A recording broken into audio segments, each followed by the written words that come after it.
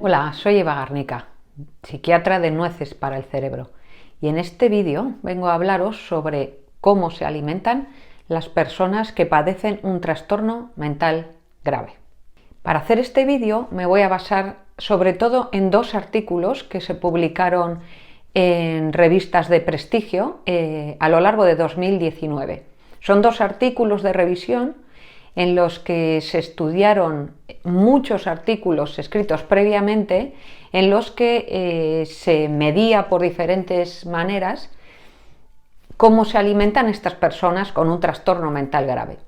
Lo primero, quizá, habría que delimitar qué es un trastorno mental grave, ¿no? La mayoría de las personas, cuando hablamos de trastorno mental, estáis pensando en depresión, ansiedad, fobias, este tipo de cuestiones que preocupan a más población y que ciertamente son más prevalentes. Pero los psiquiatras sabéis que tratamos también a personas con trastornos mentales que son más graves, ¿no? Entre ellos hablamos de la esquizofrenia, el trastorno bipolar, hablaríamos ya de depresión mayor, de personas a veces con intentos de suicidio graves o depresiones que no responden fácilmente al tratamiento. Entonces, en este vídeo os voy a hablar de cómo se alimentan esas personas con ese trastorno mental grave. El primero de los artículos, publicado en 2019, como os decía, revisan toda la literatura a partir de 1970 y pico hasta 2017 y encuentran más de 50 artículos en los que se revisan cómo se alimentan estas personas con estos diagnósticos de los que estábamos hablando. Vamos a entrar un poco al detalle de qué es lo que dice este primer artículo. Se publicó en el British Journal of Psychiatry en 2019. Lo primero que nos recuerdan, que es fundamental, es que las personas con un trastorno mental grave mueren de media 15-20 años antes de lo que les tocaría, y suelen morir sobre todo por enfermedades dentro del rango de lo que llamamos el riesgo cardiovascular, que al final es por lo que muere también la mayoría de la gente. Es decir, las causas de muerte no son diferentes. El riesgo cardiovascular, pensad en infartos, ictus, etcétera, se asocia mucho al estilo de vida, por eso creo que es especialmente interesante y en este canal en el que tratamos estilo de vida intentamos enfocarnos en las partes en las que podemos trabajar con los pacientes o con vosotros si es vuestro caso, ¿no?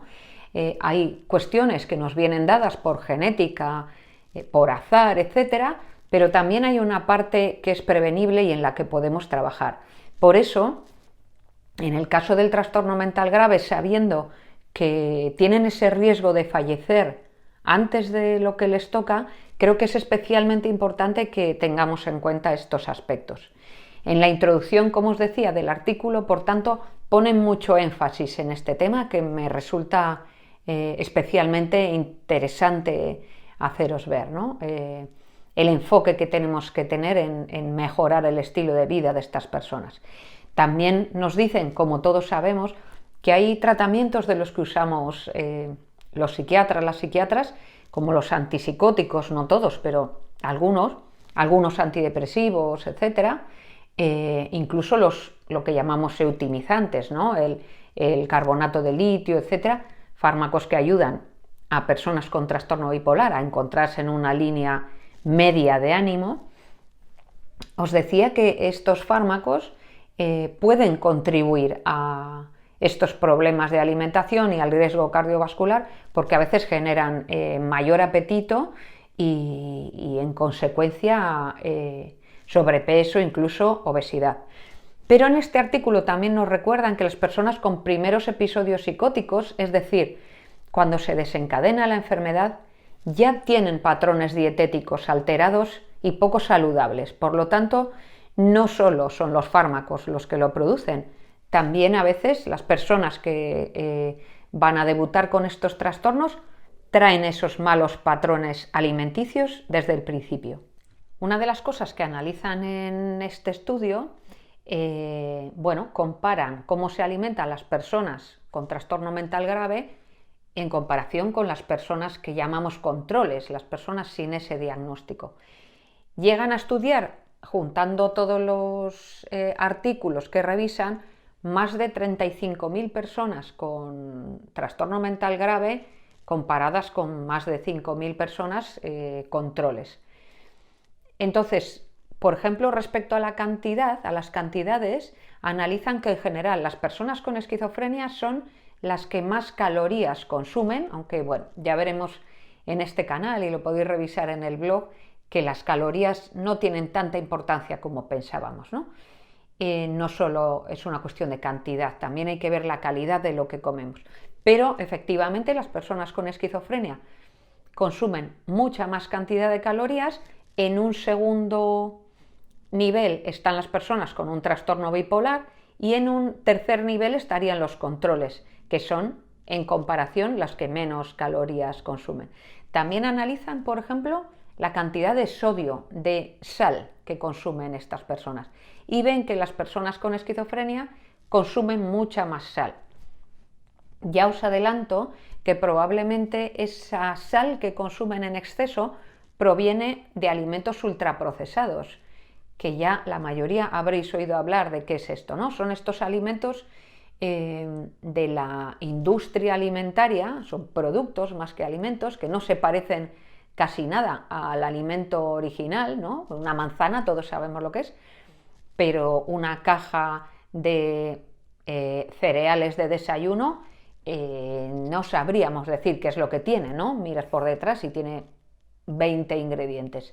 Entonces, estos ultraprocesados con mucha frecuencia van muy cargados de grasas trans, que son las que tenemos que intentar evitar, de azúcares, etcétera, siropes, historias de esas, y también de sal.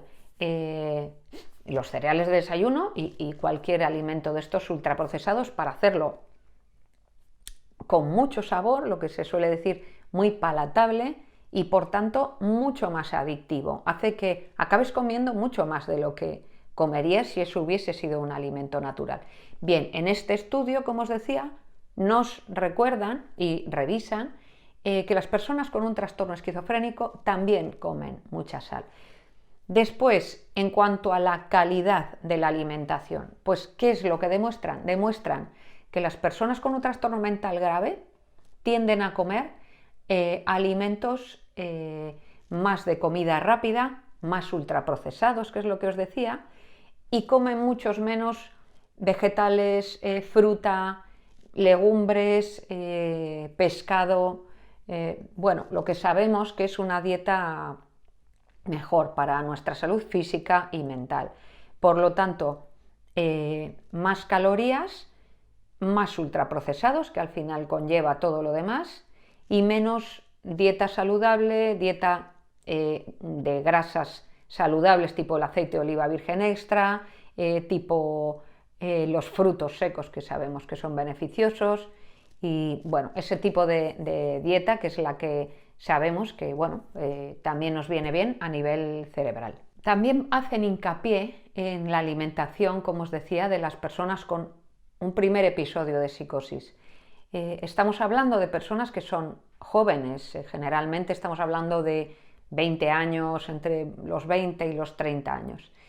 Y ya dicen que esas personas ya se están alimentando con un exceso de ultraprocesados y un exceso de bueno, grasas trans, exceso de azúcares, muchas veces bebidas azucaradas, bebidas energéticas y bueno, además de ser un periodo crítico siendo tan jóvenes para el desarrollo de diferentes enfermedades más adelante, también es crítico para el desarrollo de obesidad que posteriormente puede ser más difícil de corregir.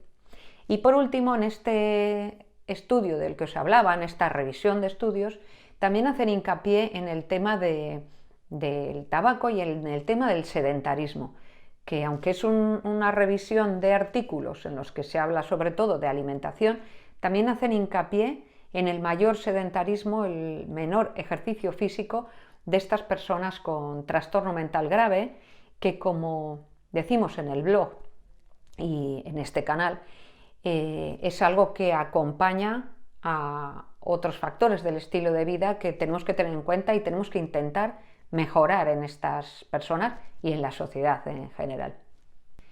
Y este segundo artículo del que os quería hablar en esta introducción hacia cómo se alimentan las personas con un trastorno mental grave fue publicado también en 2019 en Frontiers in Psychiatry y nos habla de cuál es el papel de la inflamación producida por la dieta en las personas con un trastorno mental grave. Parten de también una revisión de estudios y nos recuerdan al principio cómo sabemos que los trastornos mentales, entre ellos los trastornos mentales graves, esquizofrenia, trastorno bipolar, depresión mayor, etc., están asociados con una mayor inflamación de bajo grado, una inflamación sistémica. ¿Cómo sabemos esto? Sabemos que estas personas tienen mayor inflamación porque hay marcadores en sangre, interleuquinas, etcétera, que se pueden medir sin demasiada dificultad para trabajos de investigación, y sabemos que estas personas tienen esos niveles de inflamación más altos que los controles, es decir, que las personas sanas con las mismas características, ¿no? Por otro lado, utilizan un cuestionario que se llama el Dietary Inflammatory Index.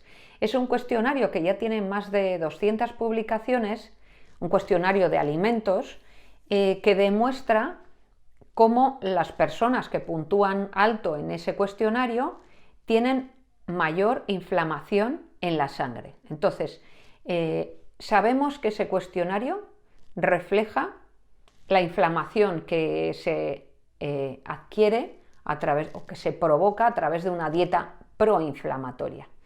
¿De acuerdo? Entonces, con ese cuestionario y con personas con trastorno mental grave y controles, hacen un ranking en el que comparan cómo se alimentan desde el punto de vista de la inflamación dietética estas personas. Ahí la N, el número de personas estudiadas, es enorme para controles, algo menos depresión, algo menos trastorno bipolar y algo menos esquizofrenia. Y encuentran que claramente las personas que utilizan una dieta más inflamatoria, más proinflamatoria, son las personas con esquizofrenia. En el segundo nivel estarían las personas con trastorno bipolar, en un tercer nivel estarían las personas con una depresión mayor y por último estarían los controles, que son las personas que ingieren una dieta menos inflamatoria. ¿De acuerdo? En el gráfico podéis ver un poco los niveles que encuentran de cada uno de ellos. Por lo tanto, sabemos que las personas con un trastorno mental grave utilizan dietas más proinflamatorias. En este artículo, de nuevo, nos recuerdan que sería una dieta proinflamatoria, de lo que os hablaba un poco en el artículo anterior. Son dietas ricas en ultraprocesados, finalmente, ¿no? Muchas grasas trans, que son las grasas que utiliza la industria para hacerlas más apetecibles en sabor y en textura, etc. Grasas trans son grasas que no encontramos en la naturaleza. Tenemos también los alimentos altos en azúcar, bajas en fibra, verdura, etc., altos en azúcar. Todo lo que estábamos diciendo anteriormente, ¿no? Demasiado altos en sal, porque no es una sal natural, sino que es sal añadida para darle mayor sabor. Todo eso lleva a una dieta más inflamatoria, mientras que las dietas más tradicionales, más basadas en comida real, más perfil dieta mediterránea, en nuestro caso cultural, pero bueno, también valdría una dieta noruega, una dieta japonesa, dietas más tradicionales, basadas en alimentos y no en productos. Esas dietas son más antiinflamatorias y son mejores para nuestra salud mental, nuestra salud física, nuestra salud global.